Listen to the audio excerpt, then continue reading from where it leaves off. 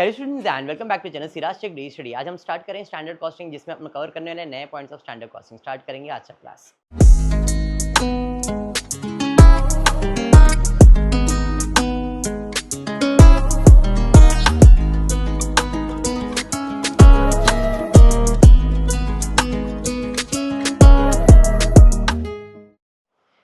Start करेंगे। In the previous class मैंने overheads चालू किया, फिक्स ओवरहेड्स, जिसमें नए फॉर्मूलेस आपको करवाया था, याद करने का ट्रिक भी दिया था। इतने सारे सम्स आपके हो चुके, ये वाले सम्स थे, याद करते हैं। लिखने का तरीका था एनीवन, BAS, बस हाँ, RR बार, ओहो, ठीक है। जिसमें मैंने आपको बताया था ऐसा जाओगे तो कॉस्ट, ऐसा आओगे तो, और फिर से गए तो वॉल्यूम, तीन फॉर्मूले बन गए। फिर इधर ऐसा जाओगे तो एफिशिएंसी, लेकिन मल्टीप्लाई बाय RR होगा।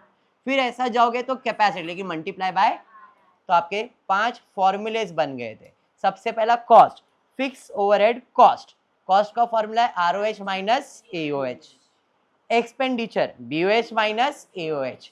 फिर वॉल्यूम ROH माइनस BOH, बराबर है। उसके अलावा एफिशिएंसी और capacity, efficiency SH minus AH into RR, and उसके बाद आ जाता है capacity AH minus BH into RR। ये हमने पिछले क्लास में किया है, याद आ गया ये? चलिए बढ़िया है। आज भी सेम चीज ही कर रहे हैं, थोड़ा अपग्रेड कर दिया मैंने इसको। प्रोडक्शन बजट, जब भी बजट वर्ड यूज किया मतलब वेरी गुड, बजट मतलब स्टैंडर्ड डेटा प्रोडक्शन का दिया है 400 यूनिट। सर यूनिट बोला नहीं है, प्रोडक्शन बोला है, तो प्रोड्यूस क्या किया रहेगा? कुछ सामान ही प्रोड्यूस किया रहेगा, तो बाय डिफॉल्ट ये यूनिट ही रहेगा 400 यूनिट। और इधर कितना है? 360। Man hours to produce the above unit, कितने आवर्स लग रहे हैं? बजट मतलब standard hours, actual hours, and variable overhead का cost. Standard time to produce 1 unit produce करने के लिए कितने आवर्स लगते हैं? तो इस बंदे ने 400 यूनिट बनाया है, तो स्टैंडर्ड आवर्स लगने कितनी चाहिए वो हम इससे प्रोड्यूस करेंगे। समझ में आया क्या? अब वो क्या, क्यों, किस लिए बता दो। करने का क्या है? Calculate variable overheads. कल था फिक्स ओवरहेड्स, आज है वेरिएबल, कुछ भी चेंज नहीं है, सेम फॉर्मेट। देखते डेटा क्या दिया, बजटेड आवर्स दिया है, आवर्स बजटेड दिया है ना, एक्चुअल आवर्स दिया है, रिवाइज बनाना पड़ेगा। कैसे बनाएंगे? पहले कॉस्ट लिख लेता हूँ, कॉस्ट एंड कॉस्ट इधर आ जाएगा, समझ में आया? इसको इससे डिवाइड करोगे तो रेट, जो रेट इधर है वही सेम रेट इधर भी रहेगा, बराबर है। एक्चुअल का कॉस्ट ले लिया। अब 1 यूनिट बनाने के लिए कितना टाइम लगता है? 1 यूनिट प्रोड्यूस करने के लिए कितने आवर्स लग रहे हैं? एक्चुअल में कितना यूनिट प्रोड्यूस करना है? तो 360 प्रोड्यूस करने के लिए कितना टाइम लगेगा? 7200। रिवाइज स्टैंडर्ड आर समझ में आ गया? मल्टीप्लाई करो 1.25 से, ROH भी मिल जाएगा। Any doubt? खत्म। अब फॉर्मूला अप्लाई करना चालू करो। सबसे पहला वेरिएबल कॉस्ट, कॉस्ट कैसे? ROH माइनस, ROH है 9000, 9150, 150 एडवर्स। फिर expenditure, expenditure BOH minus AOH, BOH minus AOH, ठीक है, रेट भी डाल दिया। 10,000 माइनस 9150 करो, कितना आ रहा है? इधर करेक्शन है, ठीक है। ये वाला फॉर्मूला है, एक्सपेंडिचर का नहीं है, एक कैपेसिटी के फॉर्मूले एस,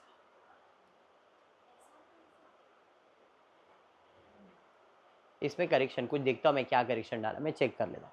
नेक्स्ट है एफिशिएंसी वैरिएंस। एफिशिएंसी कहाँ आता है? SH माइनस AS, बराबर हाँ, इंटू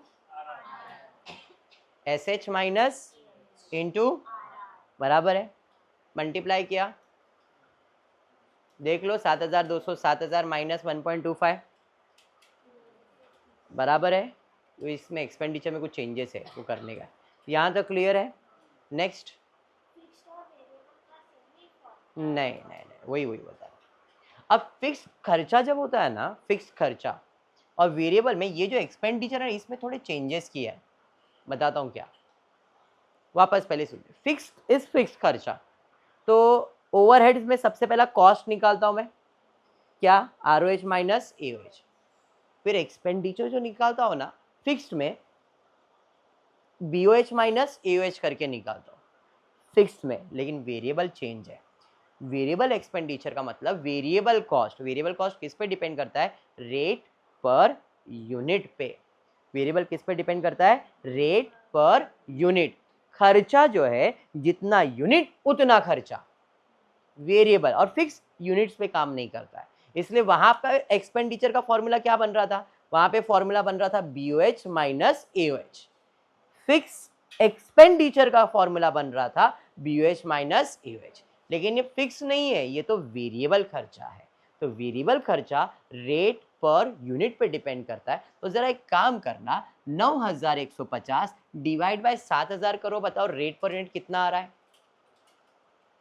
1.3307। यस। तो अब जरा एक्सपेंडिचर का फॉर्मूला देखो क्या है। नॉर्मली ये था बीओएच माइनस एओएच, तो अब बीओएच नहीं, rate, budgeted rate minus actual rate, SH minus ए।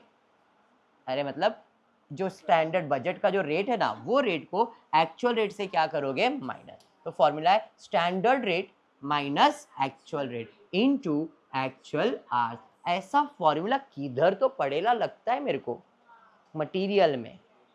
रेट का फॉर्मूला क्या है? Standard rate minus actual rate into actual hours. तो ये वो वाला फॉर्मूला है, standard rate minus actual rate into actual our. किधर खर्च फर्क समझ में आ गया? तो स्टैंडर्ड रेट कितना था? 1.25। एक्चुअल कैसे आया? 9150 को किससे डिवाइड किया? 7000, तो रेट मिल गया 1.37।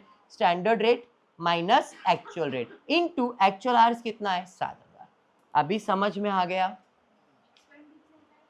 ये सिर्फ एक्सपेंडिचर का ही फॉर्मूला, समझ में आया क्या? हाँ या नहीं? पक्का समझा? वेरिएबल खर्चा समझ में आ गया है? 3 फॉर्मूले कौन से? Cost, expenditure, efficiency. डन है?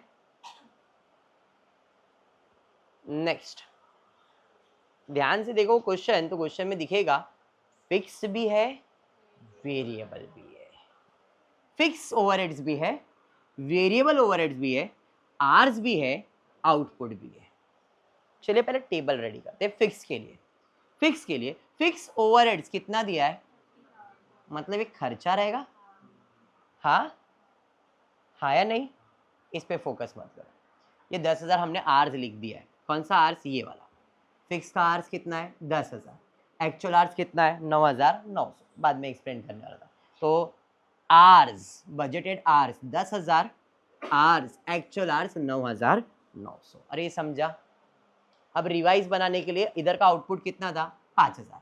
तो 5,000 आउटपुट के लिए कितने आवर्स लग रहा है? तो अपने को 4,500 ही एक्चुअल में, उसके लिए कितना? क्रॉस मल्टीप्लाई किया, तो रिवाइज आवर्स भी निकाल लिया। आवर्स का कैलकुलेशन क्लियर है? कॉस्ट दिया है, कितना दिया है? इसको इससे डिवाइड करो तो रेट मिल जाएगा। जो इधर रेट है वो ये रेट है, इसको इससे मल्टीप्लाई करो तो इसका भी कॉस्ट आ जाएगा। एक्चुअल में खर्चा कितना है बजट का? इसको डिवाइड करो तो इसका ही मिल जाएगा, बट इधर डिवीजन करने की जरूरत नहीं क्योंकि वेरिएबल फाइंड नहीं करना है। इसमें ये फिक्स कर रहे हैं ना?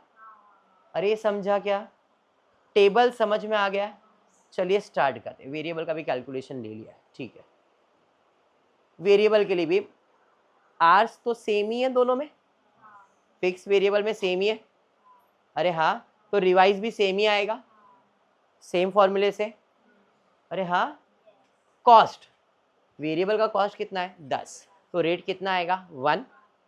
वही रेट सेम नीचे आ जाएगा 9,000, और ये तो दिया 8,910। डन है या बाउंसर है? पक्का? दोनों टेबल क्लियर हो गया? Fix table, variable table clear है? फॉर्मूला अप्लाई करते हैं। Cost ROH minus AOH, expenditure समझ में आ गया? वॉल्यूम, ठीक है, एफिशिएंसी बराबर है 9,900 इंटू 3, कैपेसिटी डन है। आई होप ये क्लियर है। वेरिएबल्स में आ जाते हैं। सबसे पहला वेरिएबल कॉस्ट, ROH माइनस, फिर expenditure, standard rate minus actual rate into actual hours. समझ में आ गया? Standard rate 1, actual rate 0.9 into actual hours 9,900। समझ में आ गया? क्लियर है? फिर एफिशिएंसी बनेगा, हाँ, वॉल्यूम नहीं है इसको, एफिशिएंसी है, सीधा एफिशिएंसी है स्टैंडर्ड एक्चुअल स्टैंडर्ड रेट। अरे समझा? Standard hours actual hours. I hope ये क्लियर है, कंसेप्ट क्लियर हो गया? पक्का? लास्ट सम वाइंड अप करते हैं। थोड़ा सा अलग रहेगा बिकॉज अब यहाँ पे डेज आ गया है। हमने डेज वाला भी सम किया है।